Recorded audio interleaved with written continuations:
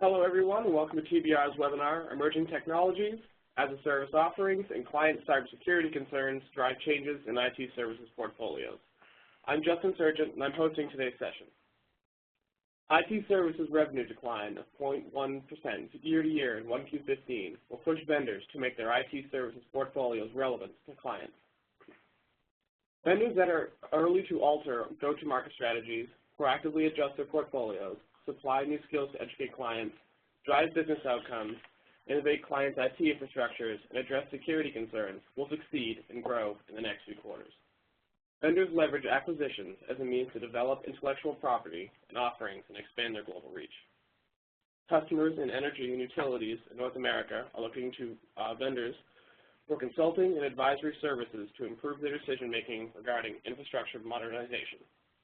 Insights from today's presentation are from our 1Q15 IT Services Vendor Benchmark and from the Source IT Energy and Utilities Customer Research. If you'd like to learn more about these reports, please reach out to myself or one of the analysts after the presentation. Now, before we begin, there are a few housekeeping items I'd like to cover. First, we'll be recording today's session and posting it on our YouTube site, TBRI channel. We encourage you to visit our channel to watch this presentation or any of the others we've posted.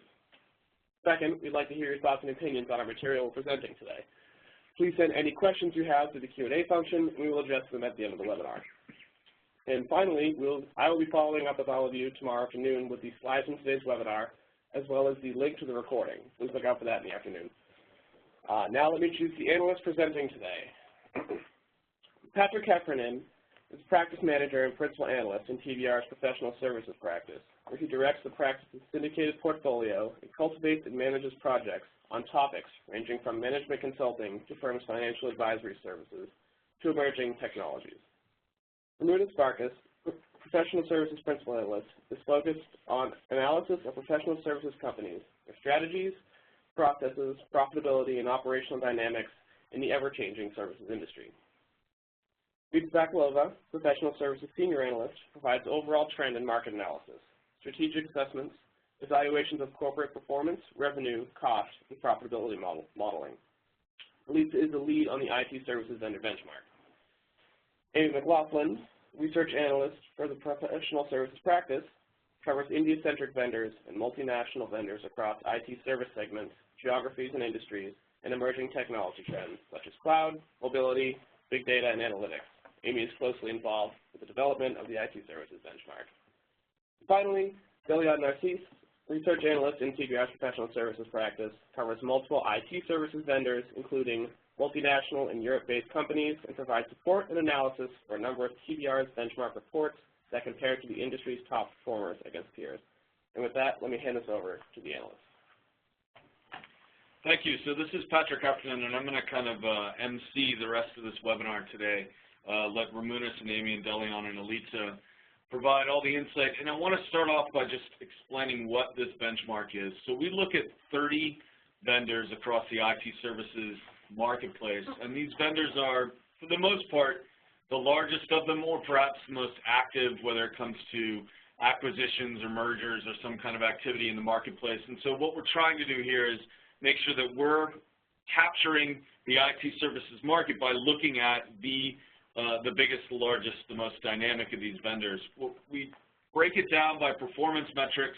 We look at strategies. We look at how they're performing against what they're trying to do in terms of building their own enterprises, building their own place in the market, and we benchmark it every quarter so that there's a constant stream of information about these different IT services providers, and so that we're understanding the trends and where things are happening across the space. What we're going to do today is we're going to cover just a slice of this benchmark. It's massive, like I said, 30 vendors in total with a bunch of different metrics broken down by 4 different service lines. So what we'll do today, first we're going to look at sort of the overall IT services picture, the revenue decline that happened over the last quarter when you're looking at it year to year. We're going to look at what is pressuring IT services vendors, what's keeping them from returning to the kind of growth we saw at the beginning of the early 2010s, 11 and 12. But then we're going to look at the Americas as sort of an exception to that, what some of the vendors in particular are doing in the Americas. We're going to hone in on a couple of key IT services vendors, perhaps the most active in the Americas, perhaps the most active across the IT services space. And the reason we're doing that, and what we've learned over the course of doing a lot of these webinars, is that the very high-level view is a good starting place.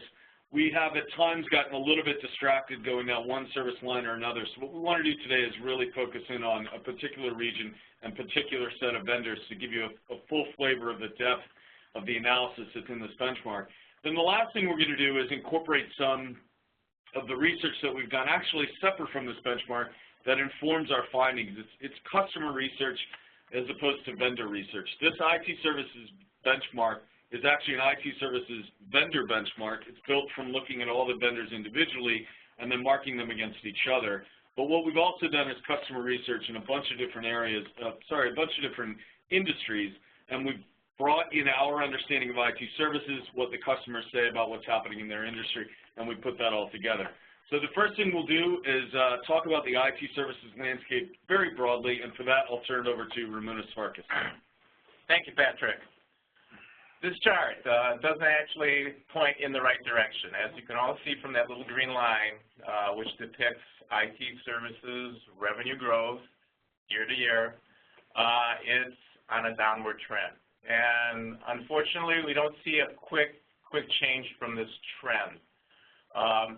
The industry, back in 2010, 11, 12, was growing quite handsomely, and then it really started slowing down. And as we now see, for the benchmark firms that we cover, which are really the largest IT services vendors, we actually turned in negative growth. Their revenues actually declined on a year-to-year basis. So what's really causing this dilemma, this problem, this challenge?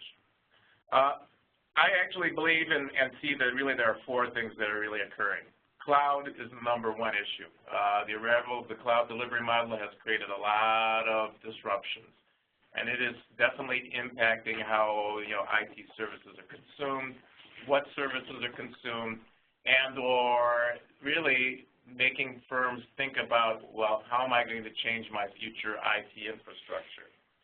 Uncertainties in the economies.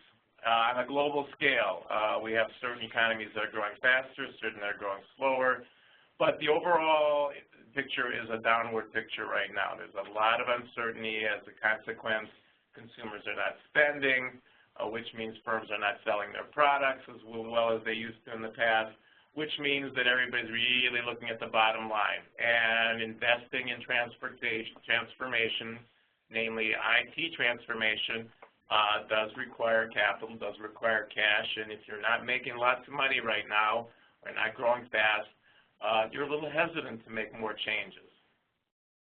Regulations. One of the key things that's happening is that we're seeing a lot of regulations emerging all over the globe, impacting companies in a number of different ways. One of the biggest ones is really looking at our governance of our various firms. How much risk can firms take and tolerate nowadays? And this raises its ugly head in regards to really the security issue that we're seeing is happening in the marketplace. There is not yet any clear-cut solution that guarantees 100% security of any IT infrastructure. As a consequence, firms are really looking at what are they going to be comfortable from a governance standpoint, what risks can they take, and how are the changes in what's being proposed from an IT perspective in terms of reducing costs, running your IT more efficiently, in a more modern fashion, going to impact basically my overall company. Because the repercussions of a security issue really stretch end to end. They impact your revenues, they impact confidence, they impact customer satisfaction, and those are the issues that all the companies face on an ongoing basis are trying to improve. So security is certainly a key issue driven by many regulations, and it is an issue that is definitely causing some downward pressure on the IT services market. And the final issue is really a talent crisis. Firms across the board we see are reorganizing. They're searching for the right talent mix. They're looking for people that are knowledgeable and experienced in the new emerging technologies, specifically analytics, social, mobile media, and associated digital marketing, and really understanding what workloads and new workloads are going to work in the cloud environment. And then they want to know which of these software stacks are really going to be best for my specific industry. And finally, which business processes, are going to work in my current environment. And, the really underlying thing is what can we bring in that we can really install and put in our company with the least amount of disruption. So we're seeing the IT industry in its aggregate actually declining. However, there are certain areas where we're seeing pockets of growth. And getting into that area, I'm going to turn it over to Elitsa. Thank you, Ramunas. I hope everyone can hear me well. I want to start with slide 7, where we have a deeper dive into 2 service lines, BPO and ITO. BPO was the fastest growing service line in 1Q15, and revenue growth was aided by several factors. One is vendors' ability to drive business outcomes beyond lift and shift outsourcing by adding analytics to the mix into BPO offerings, creating broader transformation of specific business segments, and driving decision-making at clients. Industry-specialized BPO solutions is another factor. It also increases the vendor's value proposition and supported BPO growth in 1Q15. We also see productized solutions such as platforms added to the offerings mix. So those are scalable and rapidly deployable solutions and enable vendors to deliver services faster, but with a smaller human component, so they generate nonlinear growth. The BPO delivery model is also transforming through automation. So this is on the delivery side. Vendors are doing more with fewer resources, in turn positively affecting their cost of services and also adding different value for the client. On the ITO side, the cloud delivery model is disrupting the IT services business overall.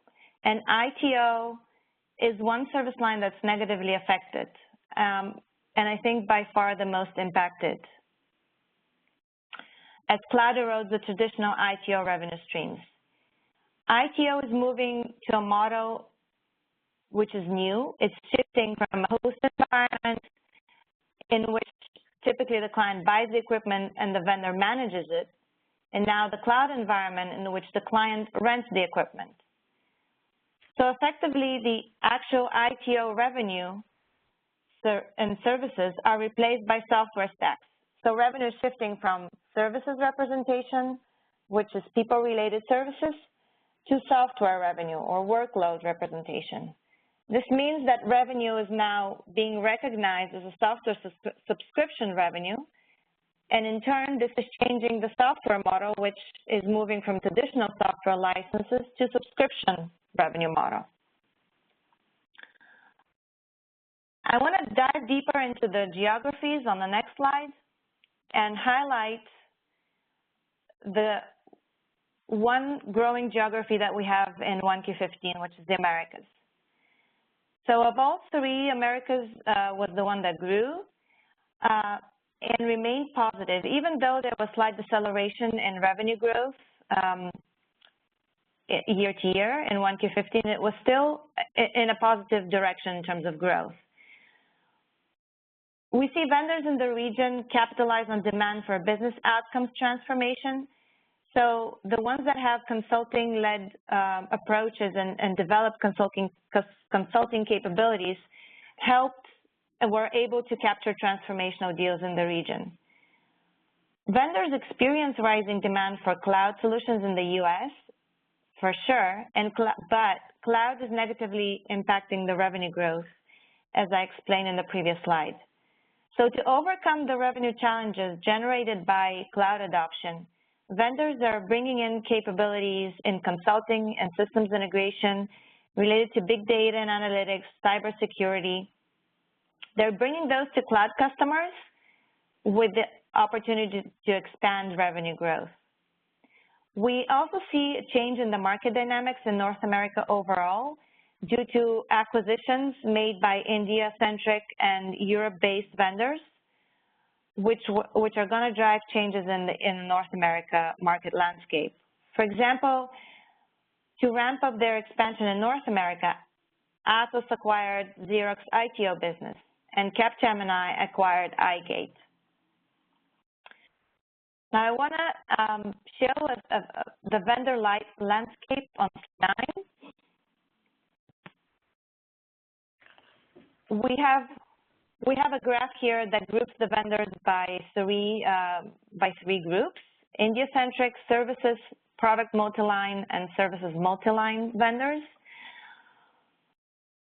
Of the Indiacentric vendors, we see them leading in growth and also in terms of profitability. Cognizant, I'd like to call out this vendor. The growth is positively affected by recent acquisitions and digital transformation wins, and we still expect the company to sustain its growth in the mid-teens, so effectively remain one of the leaders in terms of growth of the 30 vendors in the benchmark. TCS is also a growth leader, but its growth rate is decelerating because the company is experiencing challenges from competitors. There's uncertainties in terms of demand, and there's lower pricing per deal, in parts due to the as-a-service model adoption. There's mixed performance in the vendors that we group in the services product multi-line.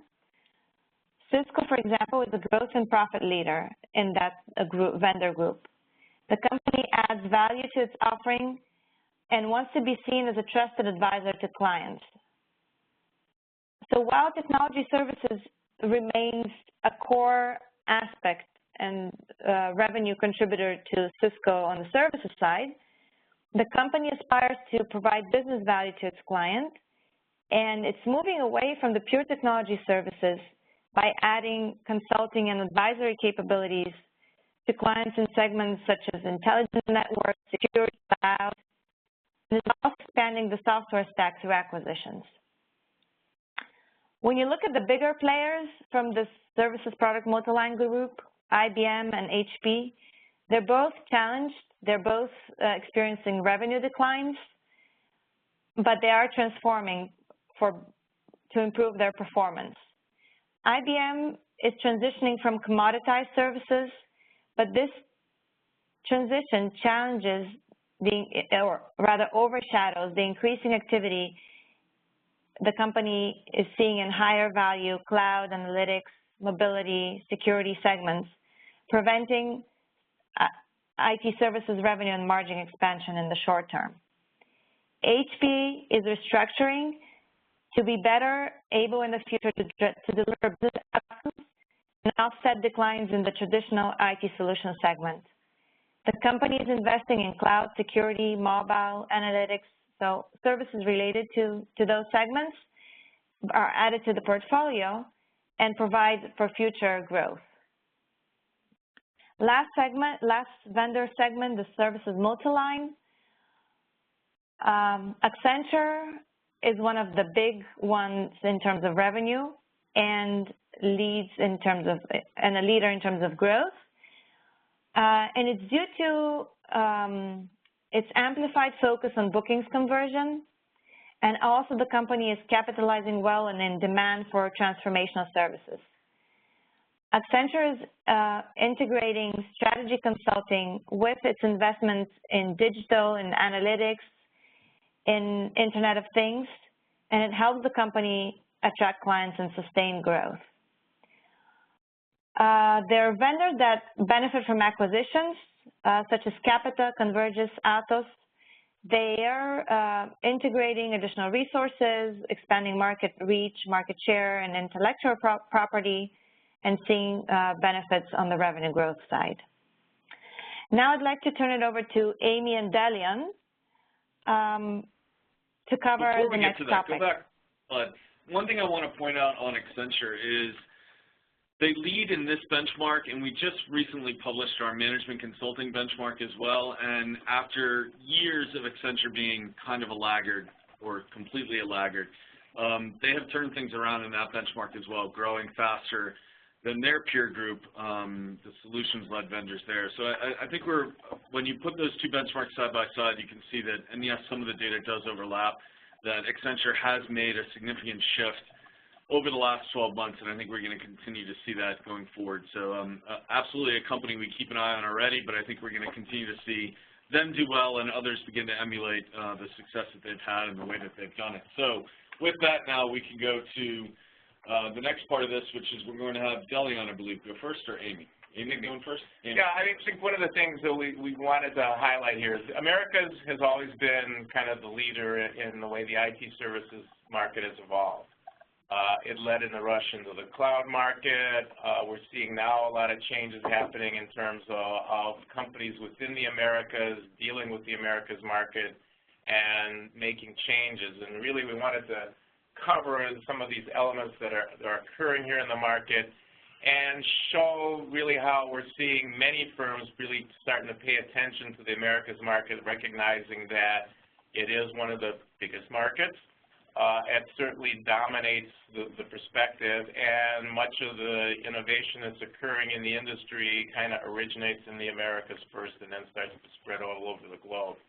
So with that, I'm going to turn it over to Amy to continue the conversation. Hi, everyone. So we're going to talk about M&As, mergers and acquisitions. Next slide, please. Back up one, because you were already there. There we go. Perfect. Thank you very much. So I'm not going to read it word for word to you. We've put some examples up there, and I want to speak to some of them, really going through the bubbles and talking about the whys behind vendor, merger, and acquisition strategies, and talk about what's in it for them. So we're going to start with the blue one at the top and then work around clockwise. So we know that there are generally 4 reasons that vendors seek out mergers and acquisitions. One of them is to diversify their delivery capabilities. That can mean expanding their sales channel, gaining access to developers, putting local, already trusted people in closer proximity to clients without having to go on expensive and labor-intensive hiring spree, which then leads to having to develop training programs and so forth. Mergers and acquisitions can eliminate that. It can also mean buying access to customers that they wouldn't normally be able to easily engage with due to either cultural differences or just a lack of existing relationships. IBM is a good example of diversification by expanding its channel, where they acquired Alchemy API and gained 40,000 developers into their channel virtually overnight. This is going to help them promote and monetize their Watson cognitive computing technology. The reason that's important is because they've set aside more than $1 billion to bring Watson to market.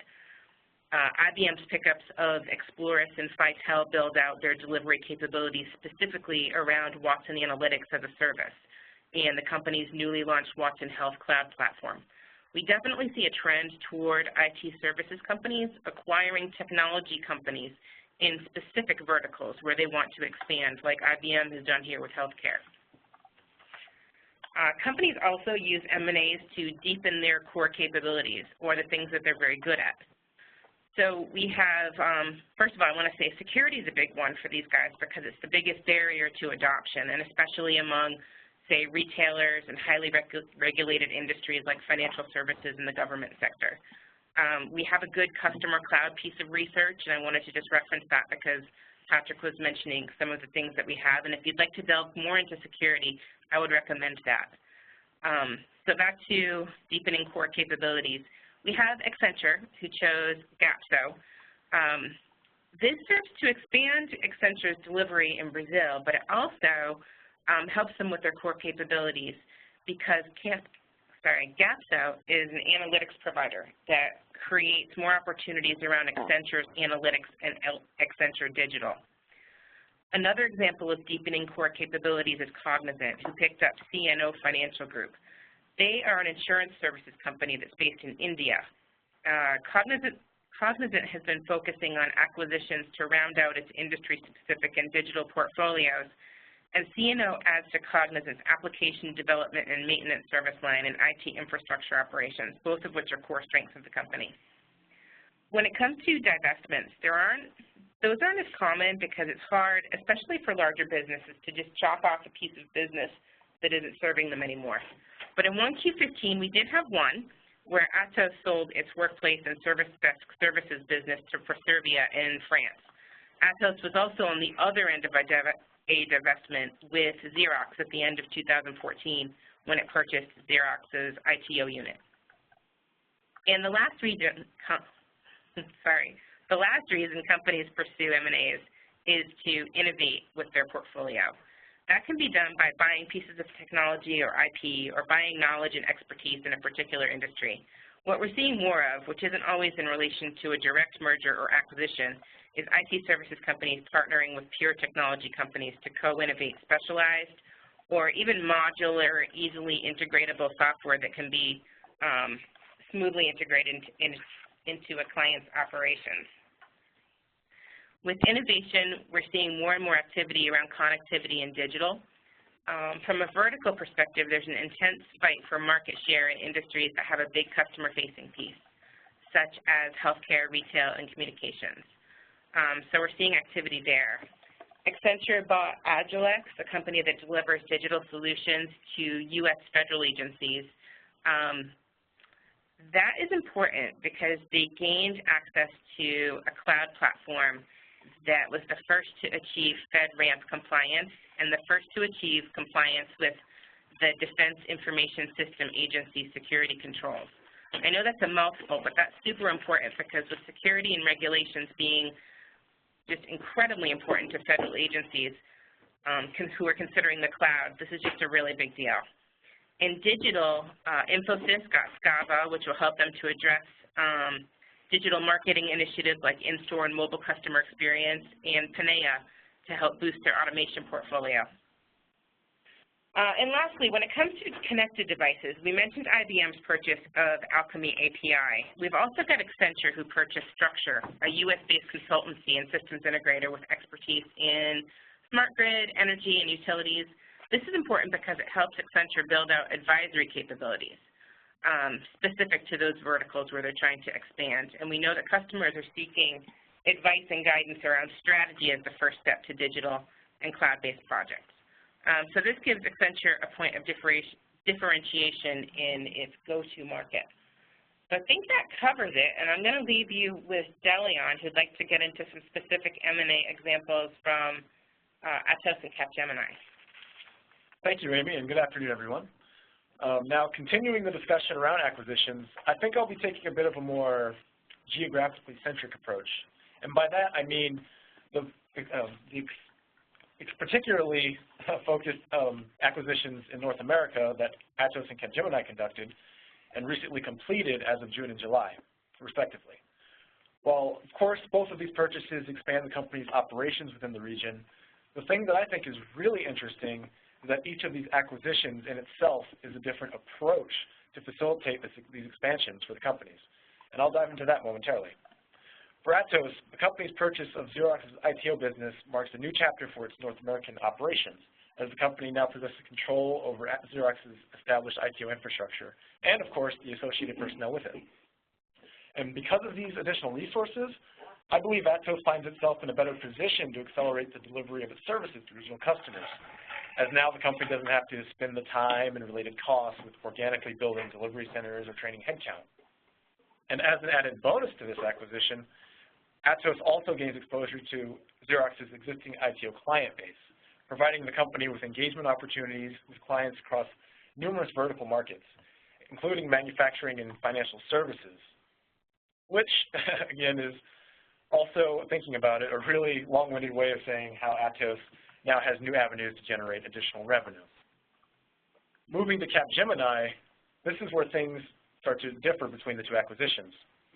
As Atos' Xerox ITO acquisition was more of an infrastructure-related play, iGate actually also provides, in addition to resources, Capgemini with a swath of IP-rich solutions that enable the company to address gaps in its services portfolio. How so, someone may ask? Well, Capgemini certainly does have extensive services, capabilities around growing areas of IT, such as cloud and security, yet the company's portfolio definitely has more visible gaps around certain IT segments, such as business intelligence analytics. Now, this is where, iGate comes in, bringing Capgemini a number of analytic solutions, such as its advanced analytics, or excuse me, analytic services, not solutions, such as its advanced analytics and enterprise data warehouse services to plug in these gaps, so to speak. On the solution side, I also believe Capgemini now has opportunities to bolster its client centricity, as iGate also brings on board vertically focused solutions, such as its retail banking and healthcare administration BPO offerings, each of which addresses internal industry-centric challenges for banking and healthcare clients respectively. Now, as I wrap this discussion up, I want to leave this thought here, and that's, well, while Capgemini and Atos will be able to expand the scale of their businesses with these acquisitions, they will also be able to bolster their positions within the North American market relative to large established multinational competitors such as an IBM or an Accenture, as the infrastructure and IP-related capabilities of Xerox ITO and iGate allow the companies to mitigate the pressures the aforementioned giants bring onto them. And thank you, Deleon. I mean, basically what we've just done is we really wanted to take a look at what's happening in the businesses, what's going on in North America. And as you can hear, as you heard from the two analysts here, I mean, definitely there are a lot of avenues in terms of growing your business in North America. Acquisition certainly is one of them, and virtually everyone in those first two pages, the last two pages, has acquired firms in one way, shape, or form. When revenue growth is slow, guess what? If you acquire somebody, you're going to get an immediate revenue boost. So that's really what's happening in the marketplace. What's interesting is that we have two European firms that we wanted to focus a little bit more detailed on, actually moving into much more strongly into the North American market, recognizing that it is a key market and is a market, that leads much of what happens in the IT services space. Not to stick, the other half of that equation, however, is that the assets and the acquisitions they've gained probably will help them also in their European market in terms of serving multinational firms that stretch across the globe and have facilities in North America. That all works to their benefit. And in the case, for instance, of Capgemini, bringing some of that IP back into the European theater certainly is another avenue for continued revenue expansion and growth. So each of these firms, the firms that we kind of talked about, really are finding different ways, and no one way is the best or the worst. Many of them are trying to utilize and focus in the areas where they've been historically strong to succeed in the marketplace. The next section is something that's a little bit of a divergence that we usually don't introduce a whole new piece into the IT services benchmark. But late last year, we did a survey on the energy and utilities market. We did actually a couple of industry vertical surveys of talking to customers, and really tried to understand from a customer perspective, what are they looking at from a marketplace perspective. This slide that we have up right now is simply just a quick overview of the study we did. It wasn't a very large study, but it gave some interesting insights. And again, it tells us that while IT services, and we're hearing constantly the words that IT spending continues to grow, and that's true, but the composition of that spending is changing. Services always was an important aspect, but it was never the dominant aspect in IT spending, but it was constantly growing. And now we're seeing that the software and workload stacks are starting to have an impact on that. But that's not to say that there aren't still IT services associated with the whole transformation in cloud and how workloads are being really utilized and what workloads should be utilized. So we really looked, and this is really just to focus on the energy and utilities market. And it's an interesting market. One of the things, and this is no surprise to us, energy and utility firm customers are really looking for services providers to provide consulting and advisory assistance. We've seen this from the very beginning when cloud came on board, and it continues to be the case. There's just so many different things out there that you have to understand and recognize and deal with when you start shifting into a cloud environment.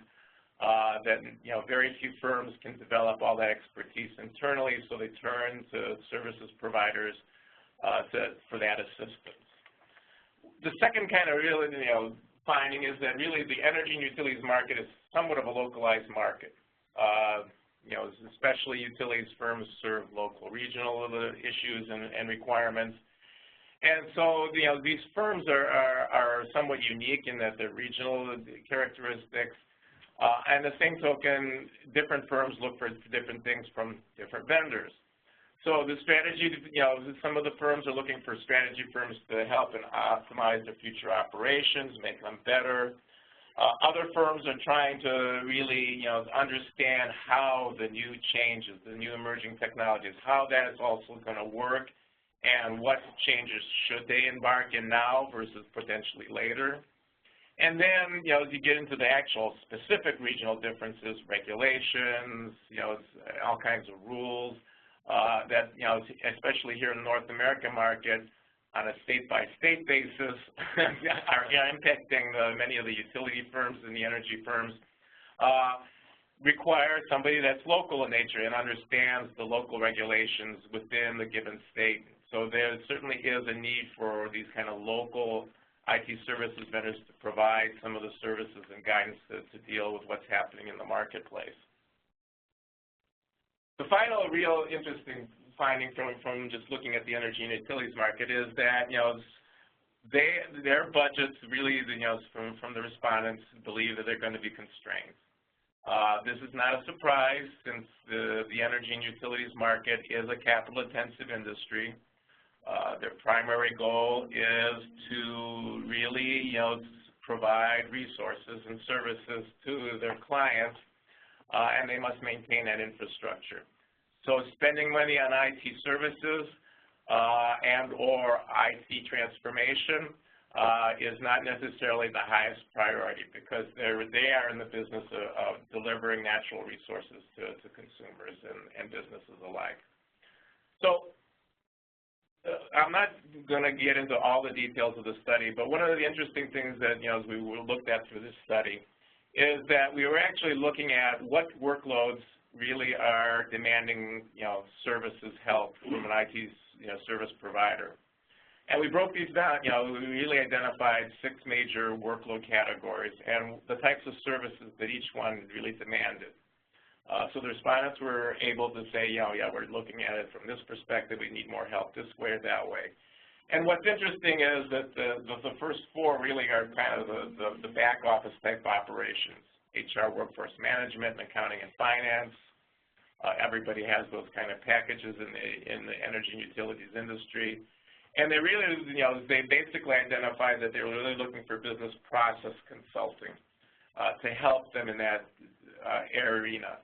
And really wanting to know, if there's new software out there, there's new workloads that, that can be delivered in a new way, shape, or form, how can we take full advantage of it? We don't want to switch or change what we're doing if we really can't take advantage of the new things that's just being delivered in a new way, shape, and form. When you get into the actual more operations, in other words, product lifecycle management and supply chain management, here's where really technical advisory services become critical. They're looking for the IT service, the IT services vendors, the services providers that can connect the dots for them and show them how the software will work in their existing environment. And the key here is the existing environment because the energy and utilities industry was built really to last. Continuity and continually delivering resources to your consumers is the #1 primary goal. Interruption of that and, we go dark. We run out of gas. we can't drive to work. We can't, those things are critical. So the infrastructure that was put into place from a physical standpoint, as well as the IT infrastructure that was put into place to support that, physical infrastructure, were built to last a long time. So making changes in that infrastructure is somewhat of a risky environment if there's any kind of interruption will occur. Subsequently, they're really looking for technical advisory assistance to help them, in changing or working with a new a new software workload stack. The last two workloads that are on this list, customer relations management and ERP and ERM. Again, different types of IT services are being demanded. While it's still technical advisory services for CRM, it's really here the knowledge and what they need and try to understand is really to figure out what's the right software to use or the right package to implement. Why?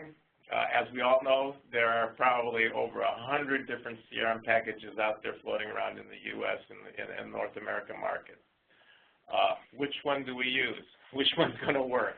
And this is becoming increasingly more important for the energy and utilities industries because of what's happening in the overall marketplace. We're talking about smart metering. We're talking about smart fuses. We're talking about smart cities, and ultimately a smarter planet. But we're really looking at it from a perspective of, okay, you're bringing the consumer closer to to the resource that they're utilizing, and they want to better understand how that resource is utilized. And the deliverers of that resource need to understand what the consumers want, need, and desire. And therefore, they've got to be starting to focus on CRM, and they don't know which package is going to be right for their specific situation, their specific region, their specific resource that they're delivering. And the last package, and this is not surprising because I think this one is pretty true across all industries, in terms of really demanding from services providers, business consulting, really building the case for implementing new, enterprise resource planning and enterprise resource management packages. This is a core element of many of the firms. It's embedded, and trying to decide whether they want to switch, upgrade, without disrupting the whole environment or causing major headaches is really a big decision because these packages themselves are not exactly inexpensive. So they're willing to spend the money on this, and they really look for services providers to provide the guidance of what package they should really use. So having looked at the various packages, we also asked the question about, okay, where are you going to spend money in the future? And since we did this at the end of last year, this was basically a forward-looking picture of 2015. And as you can see, the two key elements that really the energy and utilities clients were planning to spend money on and increase their budgets were in the ERP and CRM areas. The back office operations, supply chain, product lifecycle, accounting, and as well as HR, there's not a lot of expectation to change those packages at the present time. They're working, they're in place, and again, we're looking at an industry that is very capital intensive. They need those resources to basically maintain the infrastructure, the physical infrastructure that they have in place. So they're really looking at, okay, how do I better satisfy my clients, especially when clients are having more choices, with solar energy coming along, regulations impacting who can use, how much should be used in each and every state, and in the United States in general, as well as all of North America. They need to know what's going to happen with their future supply. And they need to know what consumption patterns are evolving and or why not there's more or less demand. And all that piggybacks off the CRM packages that are available or out there in the marketplace. It's just a question of deciding which one's best, and that's where they're willing to spend the money. And finally, the large, big issue is ERP, and this is where certainly a lot of consulting is going to be going on over the next year in terms of that area. Of course, then following the consulting will be the implementation, but we believe that this is all taking time because this industry is slow to move, slow to react to IT change. A lot of opportunity there because much of the infrastructure was built to last, not to change.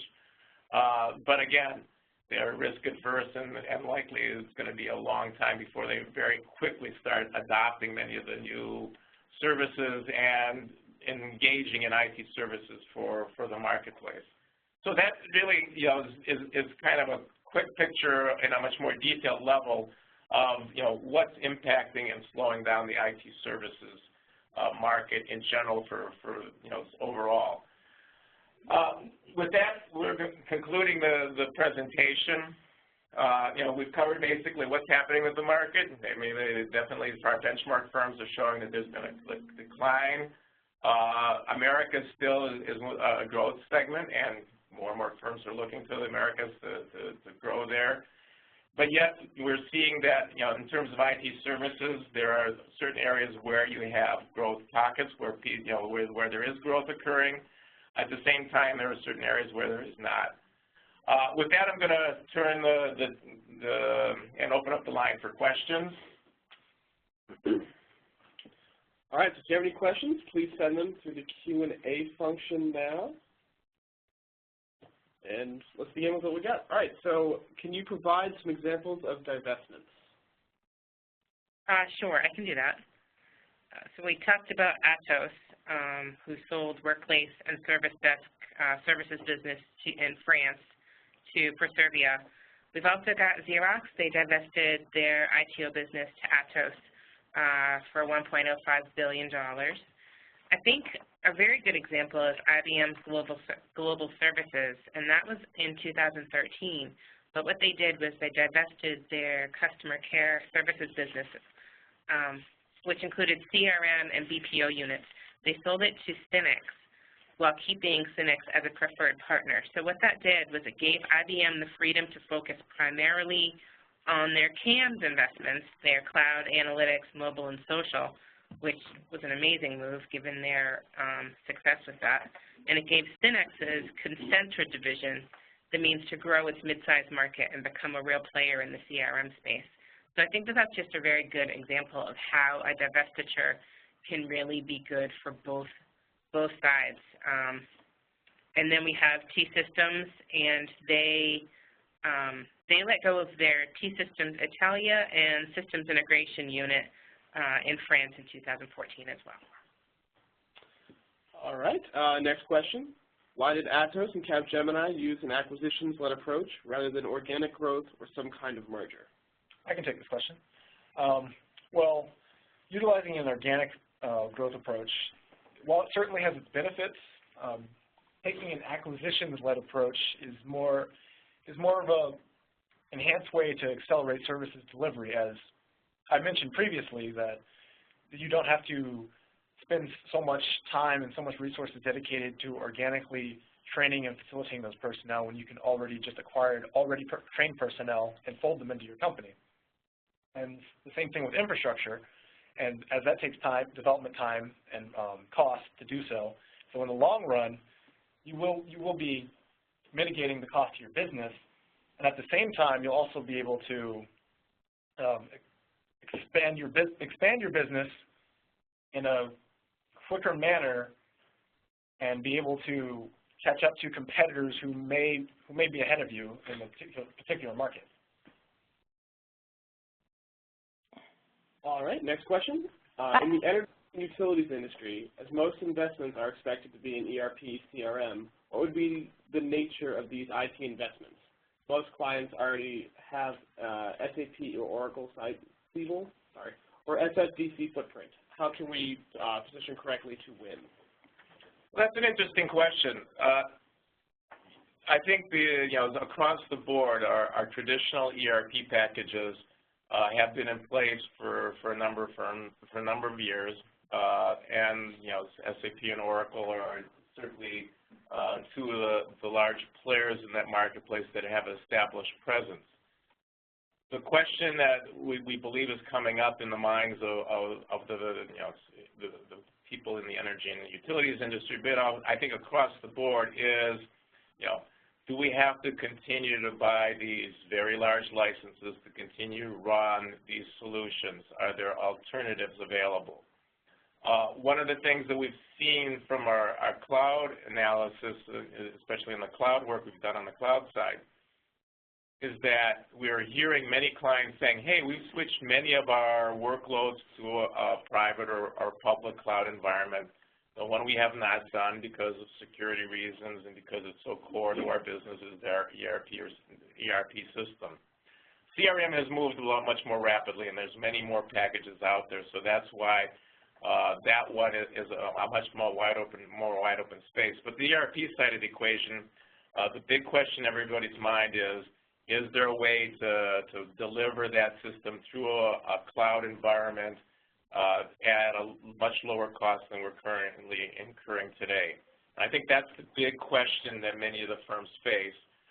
They're trying to decide, do I upgrade what I have, or do I make a switch to something else? And the alternatives and investigating those alternatives, and probably from a consulting and side of the equation, educating the client on what can work or not work in their specific industry with their specific package is probably where the biggest opportunity lies right now.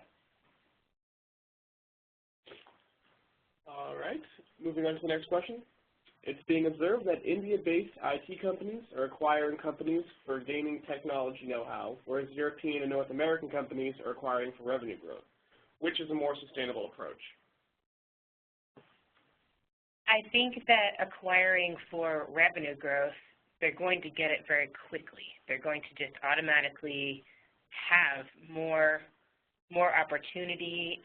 They're going to have more clients, and if they do it strategically, I think short-term revenue growth is really the way to go.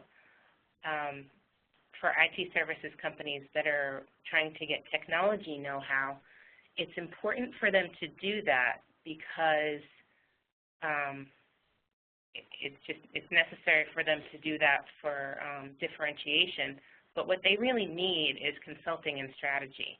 I'd like to ask Ramunas to jump in a little bit. Well, one of the other aspects of that is just having the technology know-how is not sufficient. You have to have the relationships, and what we're finding from the Indian vendors is they're not just acquiring technology know-how, but they're also trying to build out relationships in the EMEA, in North America.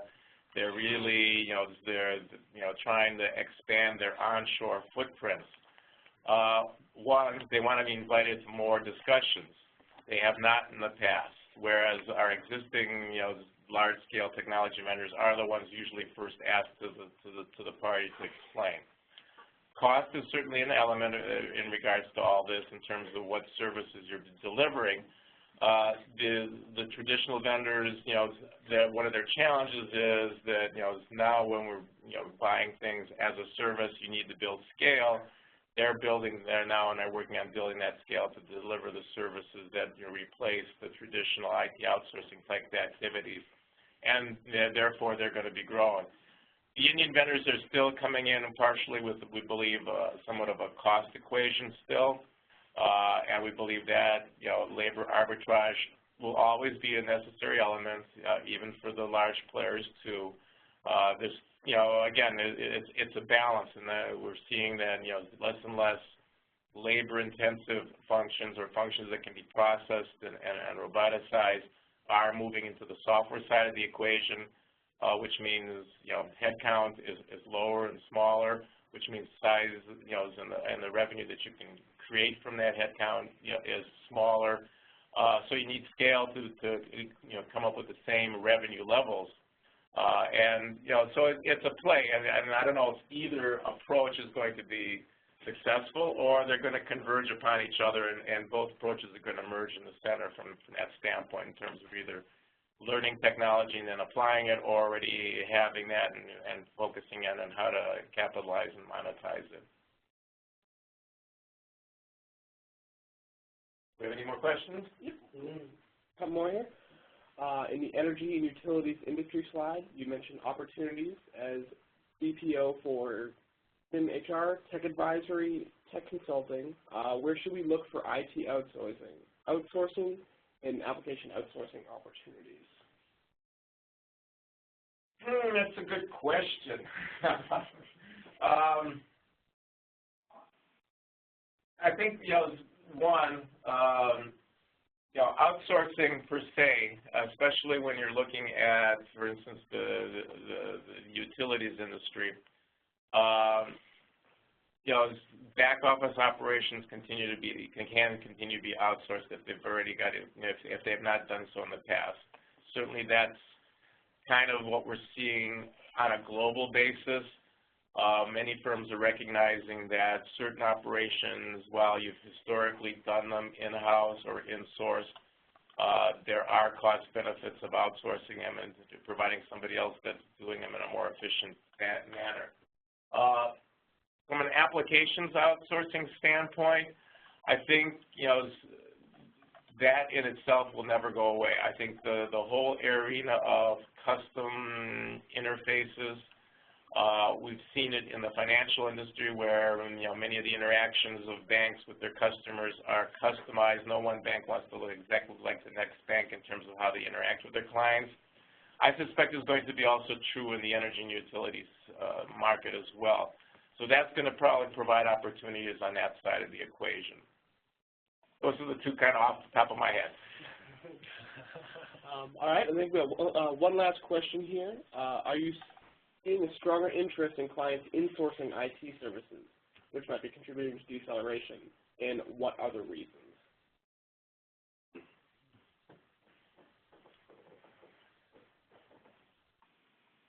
We're not really hearing a lot about insourcing per se. I mean, it's always been around.